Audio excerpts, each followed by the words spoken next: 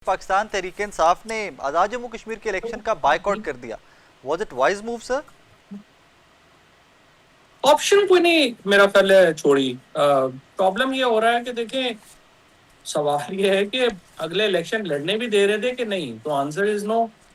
Problem Pakistan में election नहीं है। पाकिस्तान का प्रॉब्लम इस वक्त ये है कि सियासत नहीं है इजाजत।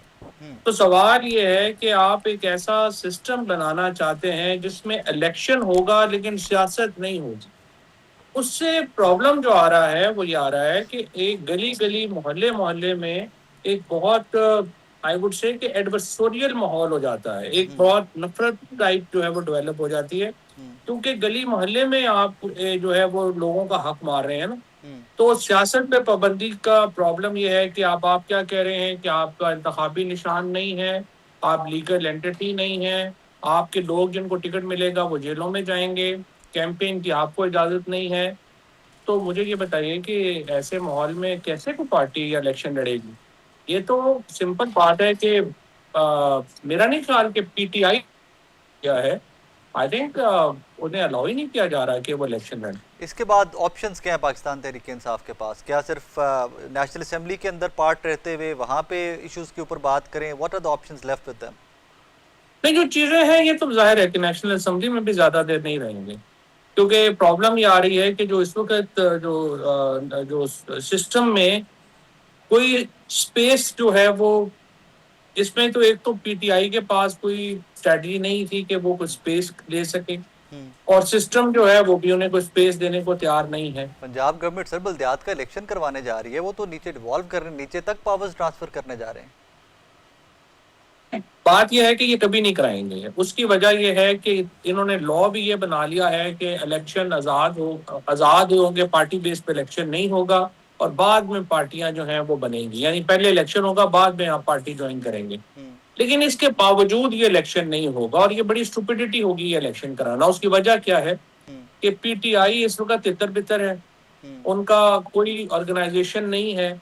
लेकिन जब आप लोकल गवर्नमेंट इलेक्शन कराएंगे तो आप हर गली मोहल्ले में कोई ना कोई एक ग्रुप तो पीटीआई को क्रिएट कर देंगे ना, तो वो एक ऑर्गेनाइज स्ट्रक्चर बन जाएगा। तो अगर हुकूमत जो है, अगर तो जो भी है उसमें कोई अकल भी होगी, थोड़ी बहुत भी होगी, तो वो ये इलेक्शन नहीं कराएगी, क्योंकि आप एक अनऑर्गेनाइज्ड अपोजिशन को ऑर्गेनाइज कर देंगे इलेक्शन कराना। लेकिन जमहूरियत के लिए तो यही बेहतर है ना फवाद साहब, के कम से कम जो अपोजिशन है वो ऑर्गेनाइज होकर आए थोड़ी सी। मैं पीपल्स पार्टी पीएमएलएन के लोगों से बात करता हूँ, वो कहते हैं यार हम मिसाक जमहूरियत के लिए रेडी हैं, सिर्फ पाकिस्तान तहरीक इंसाफ जो है ना वो हमारे साथ मिल बैठने को राजी नहीं है। And that is the reason कि मिसाक जमहूरियत नहीं हो रहा, वरना हमें एक और सीओडी या एक्सटेंडेड सीओडी की ज़रूरत है जिसके ऊपर बैठकर सिस्टम को वापस कुछ ना कुछ एम्पावर किया जा सकता है। देखिए, बात यह है कि पीटीआई अगर राजी नहीं है, मेरा नहीं ख्याल पीटीआई से कोई सीरियस बात इस सिलसिले में हुई है। क्योंकि अगर सीओडी आपने करना है तो पहले आपको एक माहौल तो बनाना होगा ना। हम जब मिले थे अयाज सादिक साहब से, राना साहब से, आजम तारड़ साहब से, तो हमने उनको यही कहा था कि आप बात किससे करेंगे, क्योंकि प्रॉब्लम यह है कि जो पीटीआई की जो मौजूदा सो कॉल्ड लीडरशिप है वो इमरान खान को नहीं जानती, ना इमरान खान उन्हें जानते हैं। और पाकिस्तान में जो सियासी ताकत है वो इमरान खान है, वो पीटीआई तो नहीं है। लिहाजा आप मेहरबानी करके साहब, एजाज चौधरी, यास्मीन राशिद शाह साहब, इनको रिहा करेंगे, रिलीफ देंगे, तो ये लोग हैं जो पीटीआई की तरफ से बातचीत आगे कर सकते हैं, बढ़ा सकते हैं। तो वो फिर जो है, हालांकि हमारे साथ तो वो उनका जो आई वुड से कि जो ख्याल था उनका वो यही था कि ये सही कह रहे हैं आप लोग, लेकिन वो बाद में वो कर नहीं सके। शायद बाकी लोगों को कन्विंस नहीं कर सके। तो अब ये इस वक्त सीओडी की बात तो मेरा नहीं ख्याल कि पीटीआई से कोई हुई है या कोई करने की भी कोशिश है। फिलहाल तो देखिए, पाकिस्तान के अंदर तीन आई वुड से कि जो फरीक हैं, जी। पीटीआई है, और जिनको इस मौजूदा सिस्टम में शदीद नुकसान हो रहा है, और पीपल्स पार्टी और नून लीग है जो कि एक्चुअली पार्टी कर रहे हैं। जो ये दो ग्रुप्स हैं ये ब्लीड कर रहे हैं, और पीपल्स पार्टी और नून लीग पार्टी कर रहे हैं। सर तो कौन दिस ब्रिज इज बनेगा फवाद साहब? यहाँ पे इन दोनों फ्रीकों के दरमियान ब्रिज कौन बनेगा? कहीं ना कहीं तो बिठाना पड़ेगा ना कि बैठ के दोनों फ्रीकियान बात कर सकें आपस में। यही प्रॉब्लम है। Historically actually UAE, Saudi Arabia, America ये रोल प्ले करते थे। अब इस वक्त प्रॉब्लम ये आ रहा है कि इंटरनेशनली भी पीटीआई की कोई से नहीं है। सो इस वक्त अवाम के अंदर तो इमरान खान बहुत बड़े हैं, लेकिन इंटरनेशनली पीटीआई की और उनकी कोई इतनी बड़ी से जो है वो नजर नहीं आ रही। तो इंटरनेशनल आर्बिट्रेशन तो अवेलेबल नहीं है।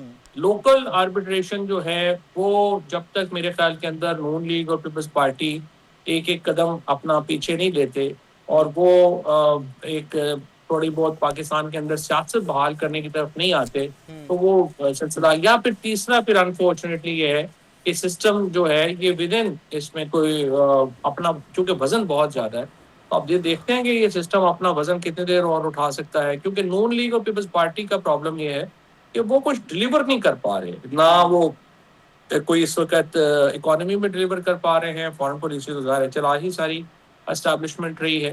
तो इस वक्त नून लीग और पीपल्स पार्टी बहुत बड़ा बोझ है इस सिस्टम के ऊपर।